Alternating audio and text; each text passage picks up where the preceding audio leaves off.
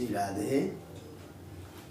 आइए द्वितीय स्कंध के सप्तम अध्याय पर चर्चा करते हैं।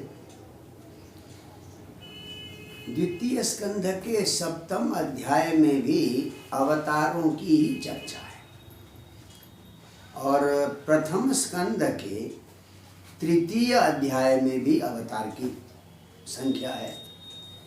थोड़ा सा अंतर हमें दिखाई देता है।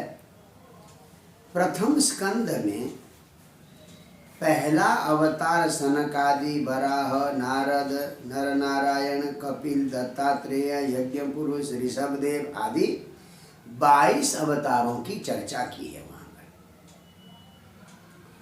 और बलराम और कृष्ण को अलग अलग अवतार माना है। एक तो बलराम और एक श्री कृष्ण को अलग अलग अवतार माना है और 22 अवतारों की चर्चा है। और बाद में कहा अवतारा है संख्य, या बड़े बड़े ऋषि मुनि महापुरुष जिसमें तेज हो वो भी अवतार की तरह ही है, ऐसा कहा है। तो प्रथम स्कंध के तृतीय अध्याय में 22 अवतारों की चर्चा है और उन 22 में से भी कृष्ण को अलग और बलराम को अलग 19वां अवतार बलराम और 20वां अवतार श्री कृष्ण को माना है। और वो जो तृतीय स्कंध का जो सप्तम अध्याय है इसमें प्रथम अवतार वराह को माना है। वराह, यज्ञ पुरुष, कपिल, दत्तात्रेय, सनकादि, नर नारायण और एक 2-3 नए अवतारों की यहाँ चर्चा की है। एक कृष्णगर्भ से हरि, जिन्होंने ध्रुव को दर्शन दिया, ध्रुव को ये जो वरदान दिया, तो कृष्ण गर्भ से उत्पन्न हरि भगवान का एक अलग से अवतार का इस अवतार की चर्चा प्रथम स्कंद में नहीं है।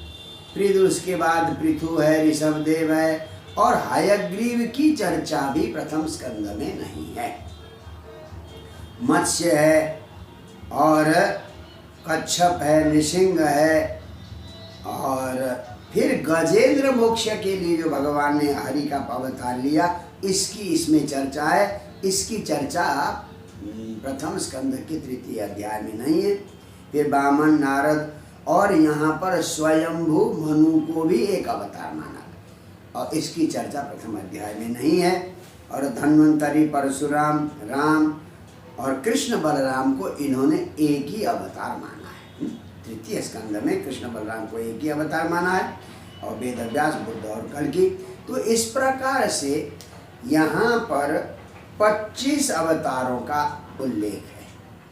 तृतीय स्कंद के 7वें अध्याय में 25 अवतारों का उल्लेख है।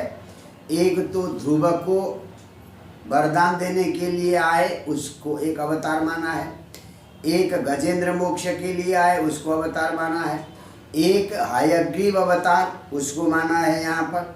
और एक स्वयंभू मनु को भी अवतार माना है। इस प्रकार से 4 अतिरिक्त अवतारों को इन्होंने माना है। तो इस प्रकार से यहाँ पर 25 अवतारों की चर्चा है।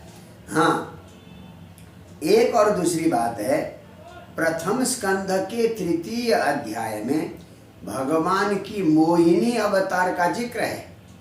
यानी 13वां अवतार जो असुरों को मोहित करने के लिए भगवान ने मोहिनी का रूप धारण किया था, परंतु तृतीय स्कंध में मोहिनी अवतार का उल्लेख नहीं है।